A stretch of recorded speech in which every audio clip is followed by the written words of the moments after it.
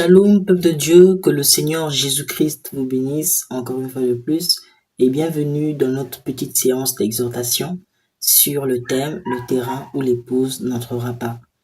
Mais avant d'aller un peu plus loin, de spéculer un peu plus loin dans ce sujet, nous allons suivre cette petite publicité et à nous revoir juste après.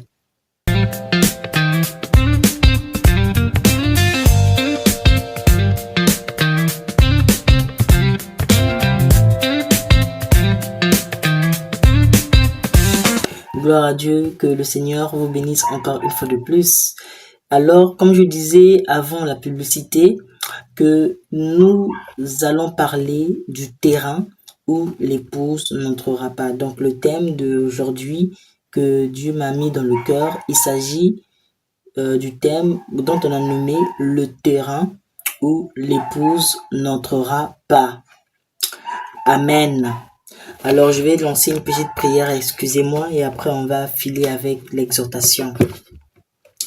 Père éternel, Dieu Tout-Puissant, je te recommande encore une fois de plus cette vidéo, Père, que ça puisse rattraper tous ceux qui l'en veulent, tous ceux qui sont pointés devant elle, que ça puisse toucher les cœurs de tout un chacun, parce que je sais que tu es un Dieu illimité.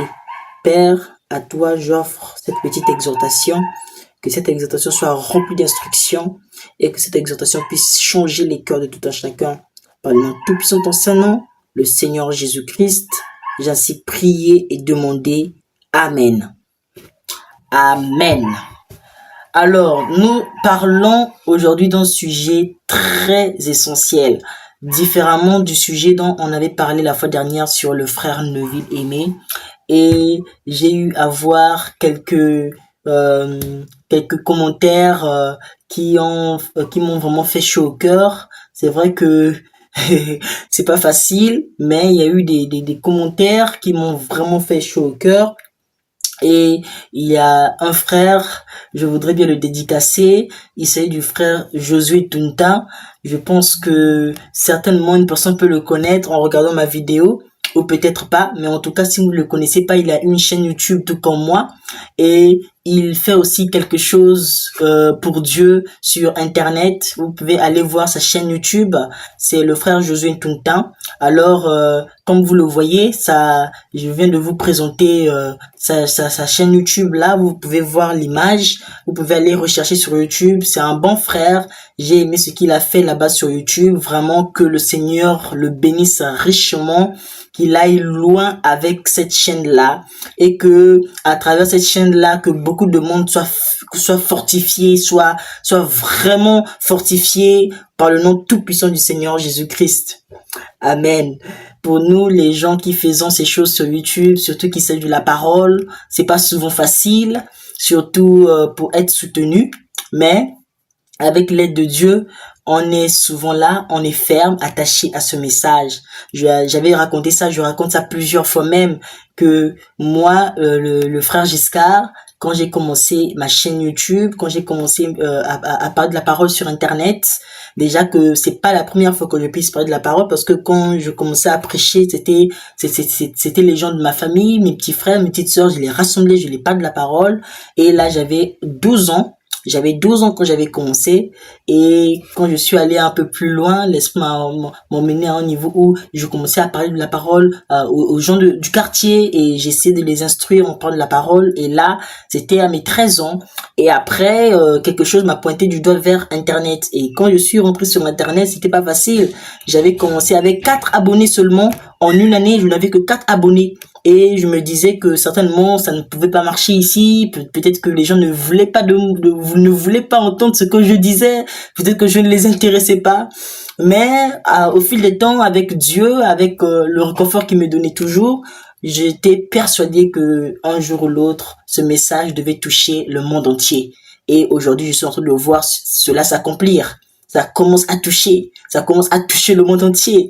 Et après, d'ici ces jours, le monde sera secoué par moi, parce que Dieu va faire à travers moi, parce que je suis le Samuel moderne. Ah là là, c'est vraiment sérieux cette histoire. Vous savez, je me disais toujours que qu'est-ce qui n'allait pas au fait, qu'est-ce qui n'allait pas. Pourtant, je présentais ce message, je parlais de la parole, mais les gens ne voulaient pas croire, les gens ne voulaient pas entendre. Et là, quelque chose m'a dit dans le cœur, tu es un Samuel moderne. Voilà pourquoi vous pouvez même voir dans la description de ma chaîne, j'ai souvent tendance à dire celui-ci est un Samuel moderne. Parce que je suis un Samuel moderne. Et il y a des gens qui écoutent ce que je suis en train de dire. Il y a des gens qui écoutent ce que je suis en train de parler, ce que je suis en train de proposer, ce que je suis en train de dédicacer, ce que je déclare sur Internet. Et eux, quand ils écoutent ça, ils ne croient pas exactement comme Samuel en ce temps-là.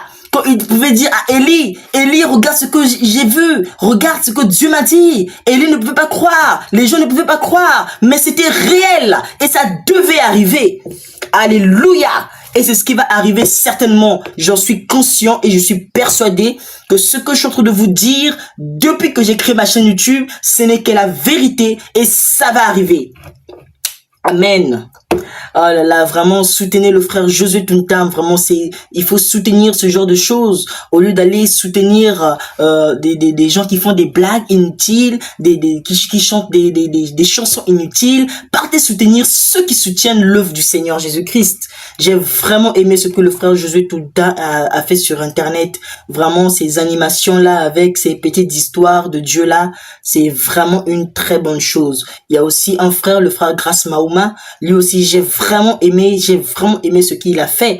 Il est là, il chante, il nous dédicace des belles chansons. Vraiment, en lui, j'ai trouvé qu'il y avait un esprit des vieux, un esprit d'une grande personne, alors que c'est juste un jeune, mais il a un esprit très avancé, très évolué. Vraiment, quel épanouissement de le Seigneur. Vraiment, je suis vraiment content. Vraiment, mes frères, continuez comme ça. C'est pour vous que je suis en train de parler. Continuez comme ça. Vraiment, c'est merveilleux ce que vous avez fait sur Internet. C'est vraiment merveilleux. Alors, pour ne plus trop traîner, je voudrais commencer avec notre exhortation d'aujourd'hui. Aujourd'hui, nous allons parler d'un truc très essentiel. Avant, on avait parlé du frère Neville Aimé. Dans le frère Neville Aimé, on a vu certaines choses et on a présenté ça en 2 points. Premier point, il fallait que vous puissiez vivre la parole. Et là, on parlait des prédicateurs. Que les prédicateurs n'allaient pas seulement prêcher, mais allaient aussi vivre la parole pour que cette parole soit plus efficace, pour que ça puisse être plus efficace, pour changer les gens.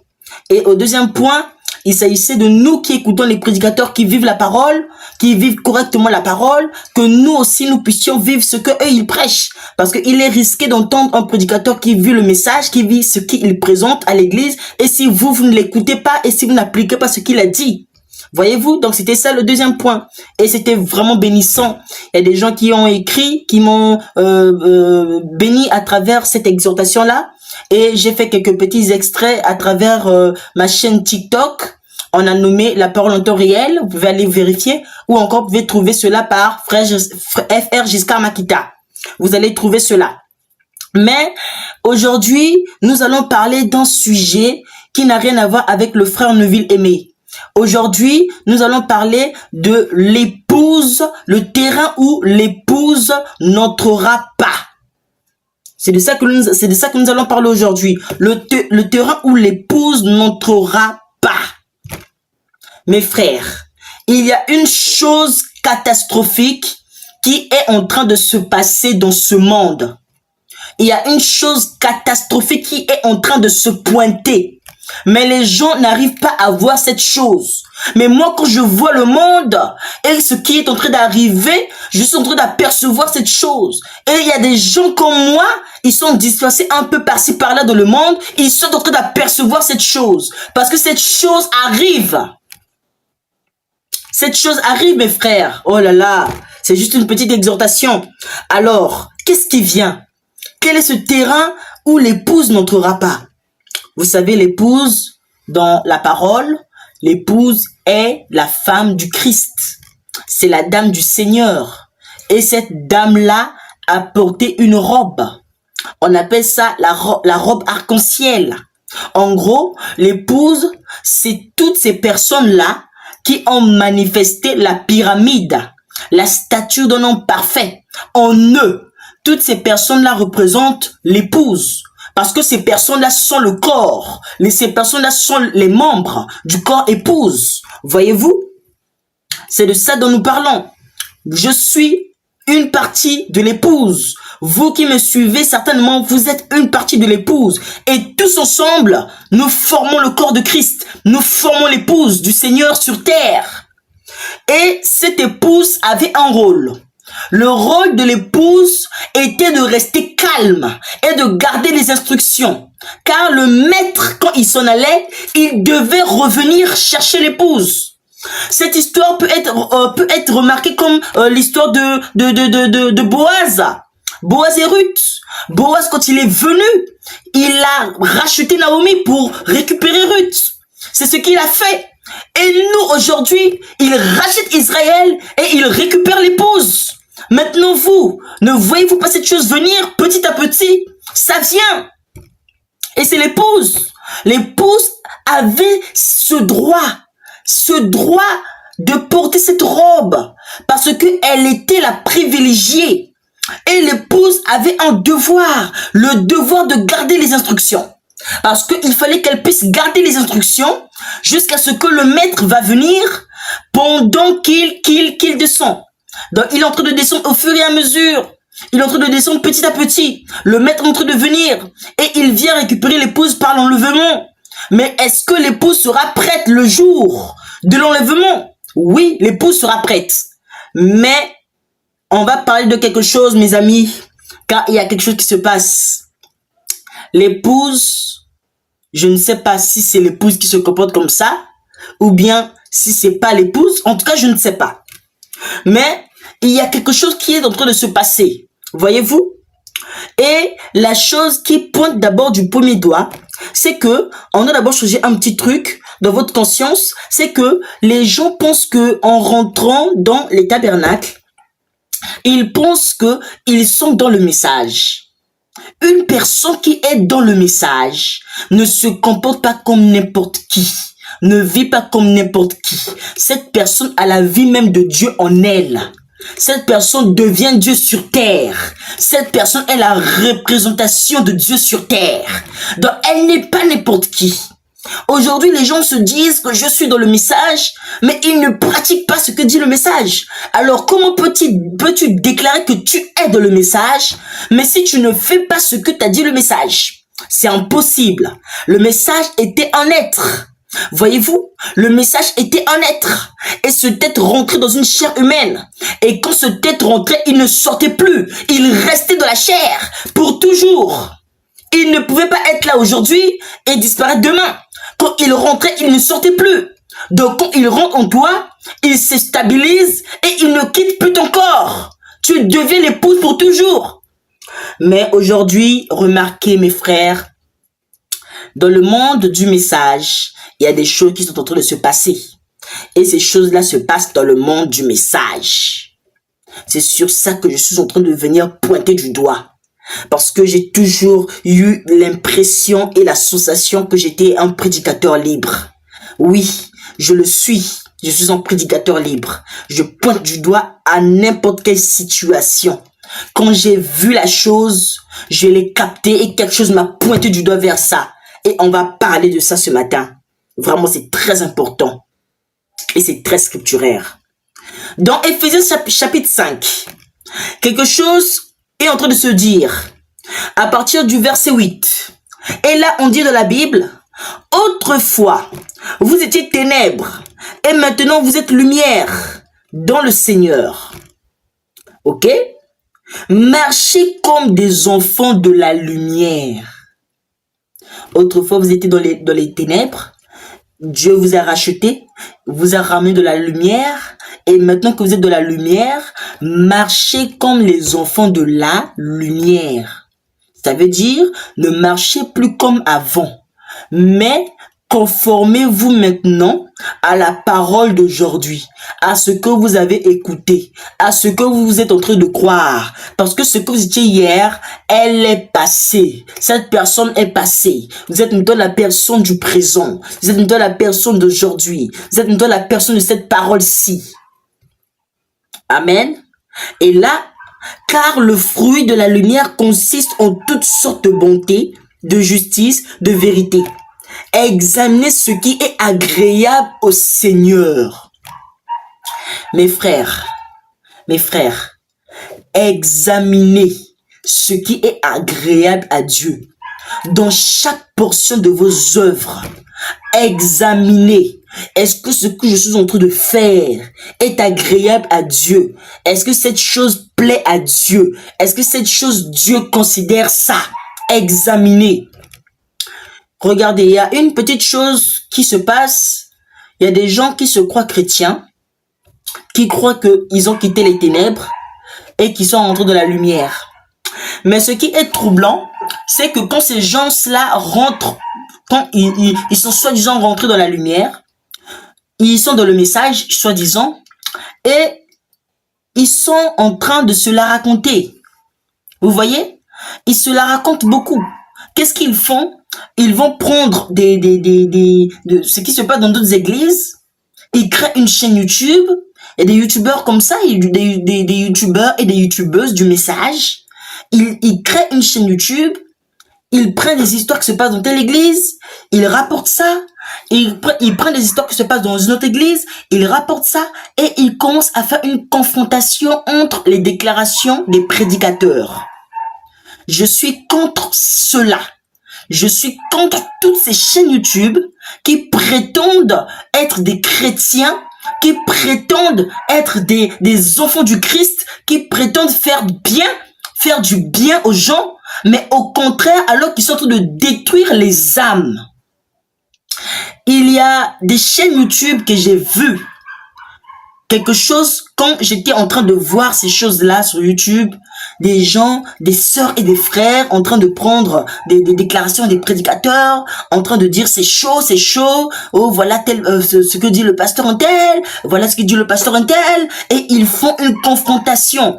Alors que peut-être que ce n'était même pas le cas, mais ils font une confrontation et ils publient ça aux yeux de tous pour que les gens puissent voir, pour gagner des vues, pour gagner des j'aime.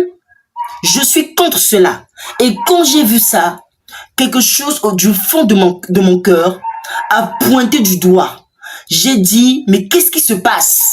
Et alors là, quelque chose m'a dit qu'ils seront vraiment punis. Ils seront punis par Dieu. Ils seront punis par le Seigneur. Parce que ce qu'ils font n'est pas scripturaire. Le message, la parole qui se trouve dans cette Bible, qui se trouve dans les Éphésiens 5, vient de déclarer qu'il faut examiner. Examiner. Examiner. Oh là là. Examiner ce qui est agréable à Dieu. Examiner ce qui fait plaisir à Dieu. Rechercher ce qui fait plaisir à Dieu. Si vous avez eu une opportunité où il y a plein de téléspectateurs qui sont en train de vous suivre, plein de gens sont à votre vue, plein de gens sont en train de suivre vos vidéos, alors profitez de gagner des âmes, de gagner des gens, de les ramener à Christ à travers ses likes, à travers ses vues, à travers ses abonnés. Mais que font-ils? Ils sont en train de rapporter, de critiquer, de contredire, de faire contredire les hommes de Dieu. Mais c'est risqué.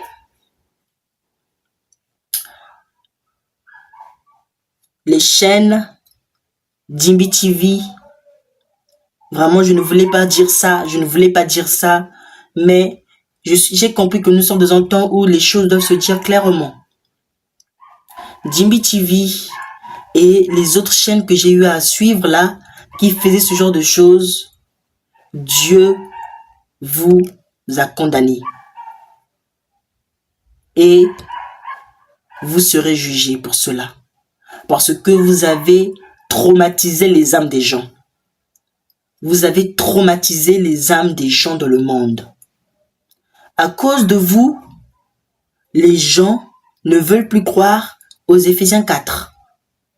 À cause de vous, ceux de l'extérieur, ceux qui ne sont pas dans le message, ont commencé à critiquer par ce qu'ils ont vu, par ce que vous avez publié.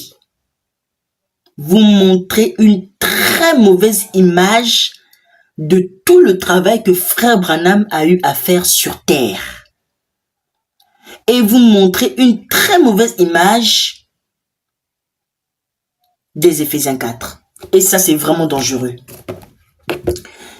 Il faut rectifier les erreurs, mes frères. Il faut rectifier les erreurs. Je ne vous parle pas en tant qu'un gamin, mais je vous parle en tant qu'une grande personne. Chaque chose que nous faisons ici sur terre a des conséquences. Et les Éphésiens 5 nous disent que nous devrions examiner ce qui est agréable à Dieu. Chaque action et chaque parole que nous faisons, essayons d'examiner si c'est agréable à Dieu. S'il vous plaît, mes frères, il est l'heure d'examiner.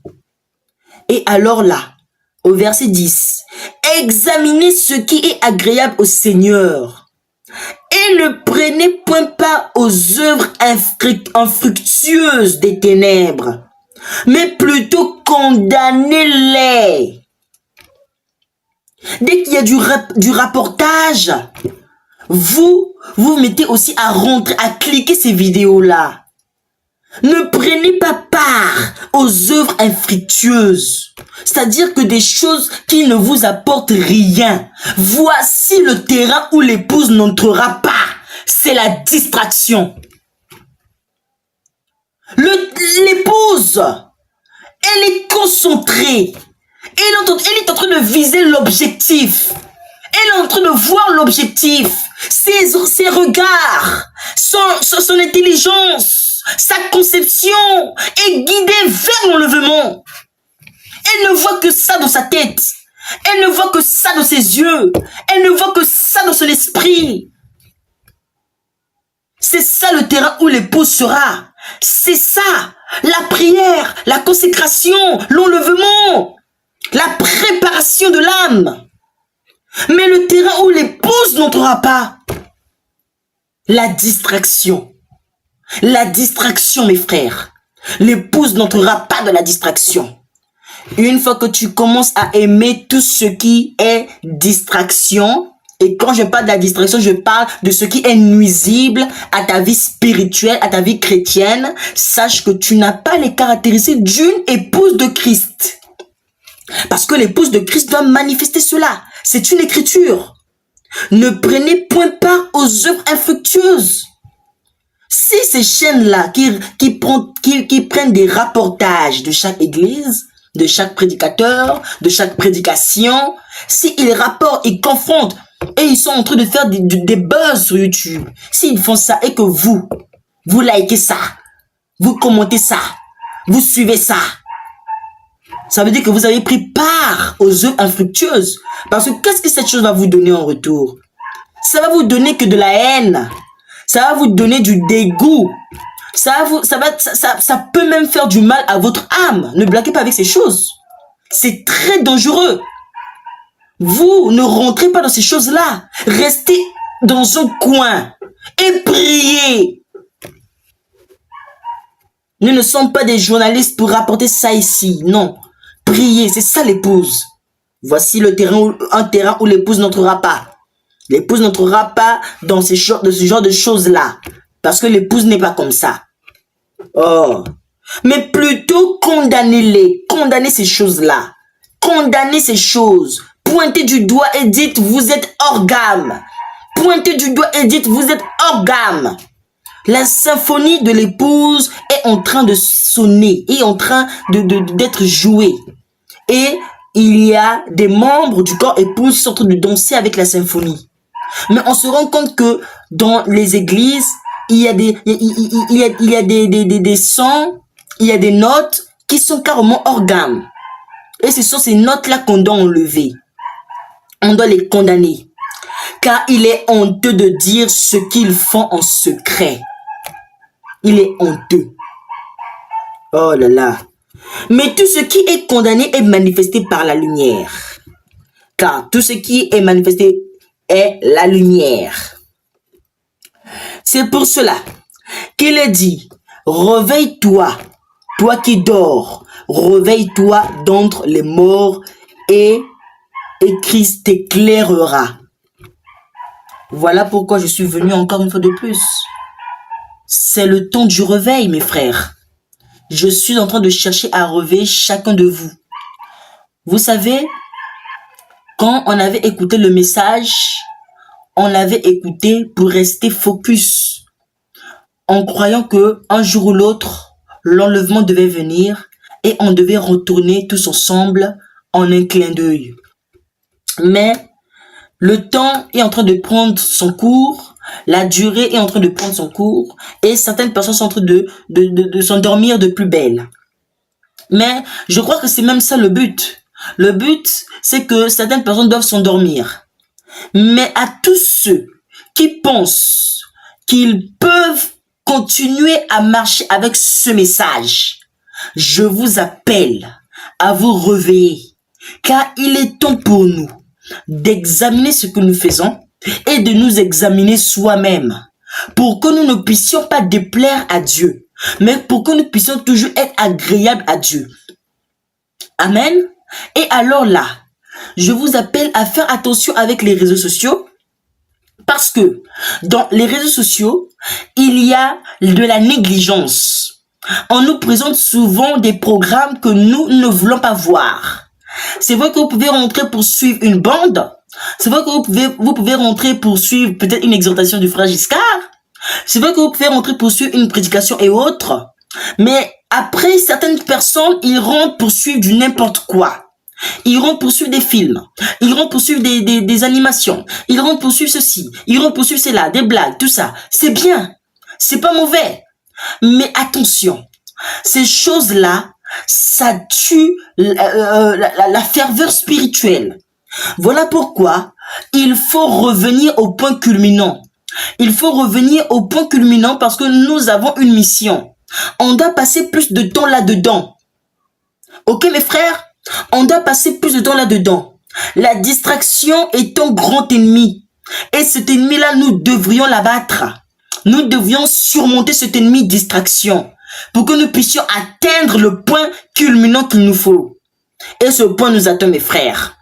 Et là, les gens se déconcentrent et cette déconcentration, même passer une journée sans prier, même passer une journée sans écouter une bande, même passer une journée sans écouter une prédication, même passer une journée sans lire la Bible, sans ouvrir cette Bible, sans déposer ses genoux au sol, sans se consacrer, est le début d'une marche vers le sommeil.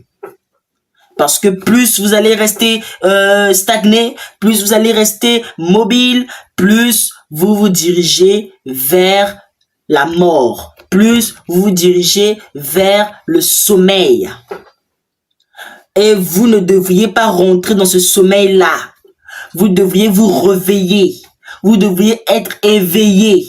Et frère Branham, il dit que quand on attend l'enlèvement, on n'attend pas d'une manière à ce que, voilà, j'attends l'enlèvement, je sais que ça viendra. Non. Il dit que quand on attend l'enlèvement, on l'attend en restant éveillé. Mais quand on est éveillé, c'est pas que tu vas plus dormir, non, c'est pas ça. Quand frère Branham, il dit en restant éveillé, il parlait de toujours se regarder soi-même. De toujours voir sa vie, comment avance la marche spirituelle, comment avance la marche chrétienne. Est-ce que j'ai assez évolué d'où j'ai quitté et d'où je suis maintenant? Est-ce que j'ai atteint le but? Est-ce que j'ai atteint l'objectif? C'est ça mes frères, c'est de ça que nous sommes en train de parler maintenant. Et ces choses-là sont là. La Bible est en train de parler de ça. Vous voyez que depuis que j'ai commencé, je ne vous parle pas de frère Branham. Je n'ai pas lu une citation. Je fais que vous lire ce qui se trouve dans cette Bible. Mais les gens, ils ne les voient pas. Ils ne les voient pas. Ils sont devenus attirés au monde. Oh my God. Regardez, la Bible dit, rachetez le temps. Car les jours sont mauvais. Rachetez le temps. Vous avez trop perdu assez de temps dans la distraction. Vous êtes en train de vous comporter comme des gens qui sont encore autant de frères Branham et qui connaissent qu'il y arrivera un temps, ça ne viendra pas maintenant, alors que frère Branham, il est mort.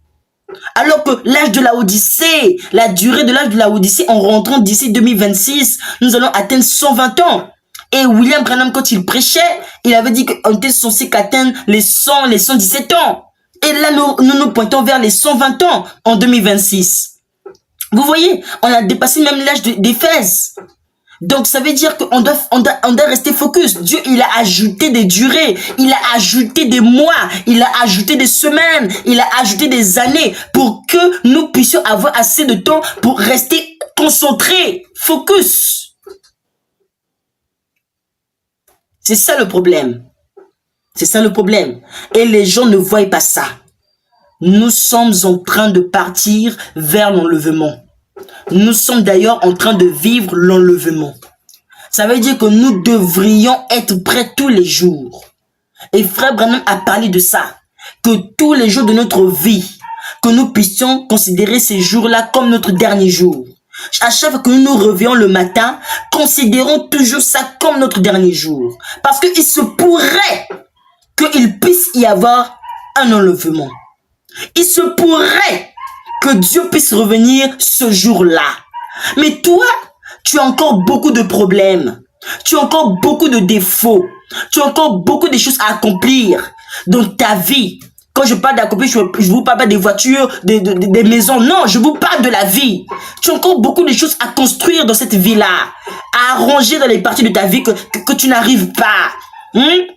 L'ignominie, le péché, le mensonge, toutes ces choses, tu n'arrives pas à l'abandonner. Alors que nous sommes en train de voir une épouse parfaite. Il doit y avoir une création d'une épouse parfaite. Mais nous sommes encore de la bassesse. Et comment veux-tu que Dieu il puisse venir te relever? Mes frères, regardez ces choses. Et moi, quand je vois ces choses, je suis en train de voir qu'il y a encore beaucoup de travail à faire dans notre vie. Mais non. Au lieu de faire ces choses-là, au lieu de prier pour arranger ta vie nuit et jour, tu es en train de te laisser aller au siècle présent. Tu es en train de te conformer au siècle présent. Alors que Dieu est en train de venir.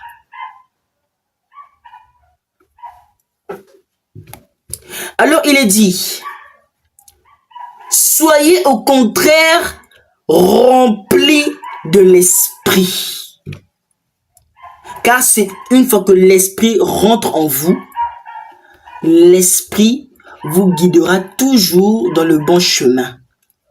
Et je ne crois pas qu'une personne qui a l'esprit de Dieu puisse se laisser aller dans la distraction. Je ne crois pas qu'une personne qui a l'esprit de Dieu, alors que nous sommes encore plus proches du point culminant de l'enlèvement, cette personne-là est en train d'agrandir encore la distraction de sa vie. C'est pas possible.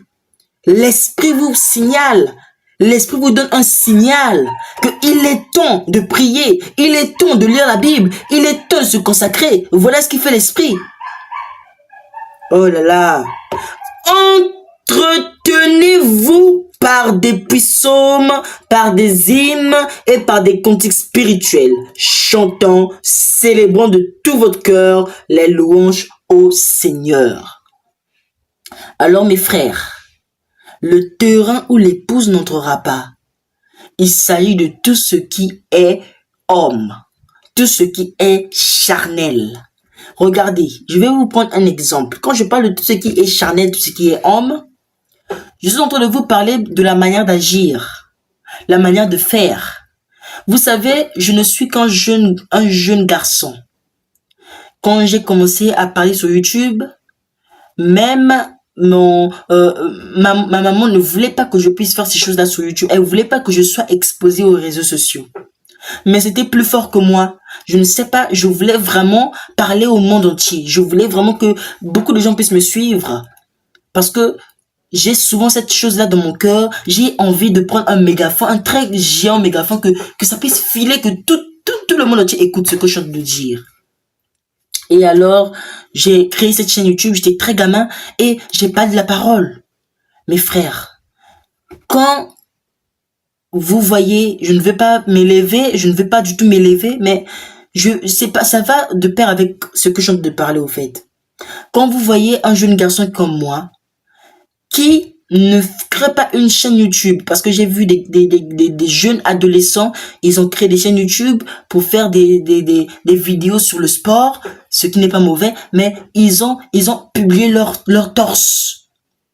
Voyez-vous, ils ont publié leur torse, ils ont publié les abdos, ils ont publié les pectoraux, ils ont fait ceci, ils étaient en train de montrer leur corps aux yeux du monde. Moi, je ne l'ai pas fait. Il y a des jeunes, ils ont ouvert des chaînes YouTube, ils sont en train de faire peur aux gens à travers des histoires. Ils racontent des histoires qui font peur. Moi, je ne l'ai pas fait. Il y a ceux qui sont allés, voilà, des jeunes, ils sont allés ouvrir des chaînes YouTube. Là, ils sont en train de montrer leur beauté. Il y a même d'autres jeunes qui montrent leur homosexualité au monde entier. Moi, je ne fais pas ces choses-là. Mais moi, quelque chose m'a tenu dans le cœur de rentrer sur YouTube et de parler de la parole. C'est ce que normalement devait faire chaque chrétien qui se croit chrétien du message devait faire sur les réseaux sociaux. S'il voulait être sur les réseaux sociaux, c'est ce que normalement ces chrétiens-là, ces soi-disant chrétiens-là, devaient faire sur les réseaux sociaux.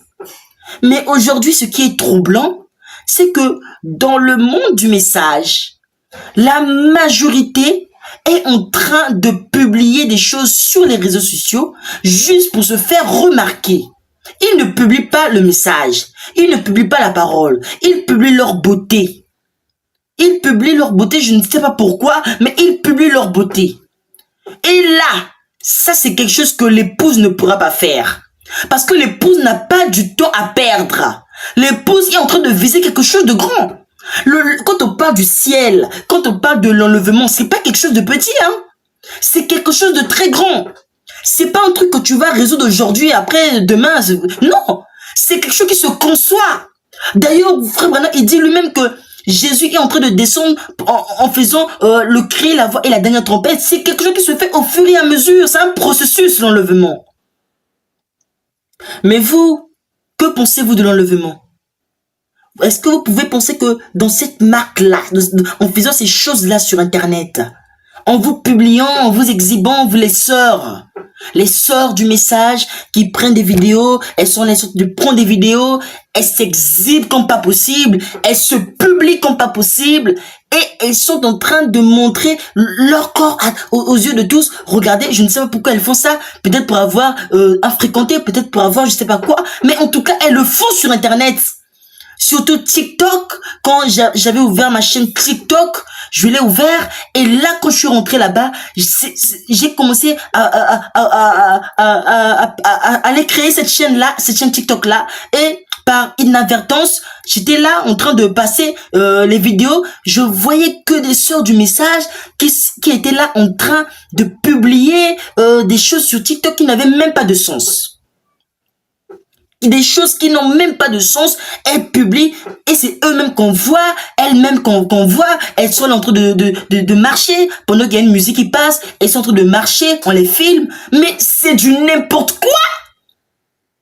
L'épouse de ces choses-là, de ces bassesses, donc si vous pensez, si vous réellement vous pensez que vous êtes épouse, vous êtes encore de ces choses-là, mais c'est grave, c'est grave. Non, je ne peux pas croire ça. L'épouse est concentrée. L'épouse est focus. Monsieur, quelle heure est-il? Il est déjà l'heure. Il est déjà l'heure. Nous sommes déjà arrivés au temps culminant, au point culminant, où le Dieu Tout-Puissant revient chercher l'épouse. Et l'épouse ne sera pas étonnée de se voir partir, parce que l'épouse était déjà consacré à Dieu. S'il vous plaît, arrêtez la distraction. S'il vous plaît. Vous me montrez une très mauvaise image. J'ai même eu à voir des histoires, des gens étant en train de dire, voici ces sœurs du message là. Elles sont là, elles ont envahi les réseaux sociaux, en train de faire des poses, en train de faire des fashions. Mais non! C'est pas possible. Si le monde arrive à déchiffrer des choses aussi minables à travers vous, alors il y a quelque chose qui ne va pas. Je ne voudrais même pas dire que vous n'êtes pas l'épouse, mais il y a quelque chose qui ne va pas.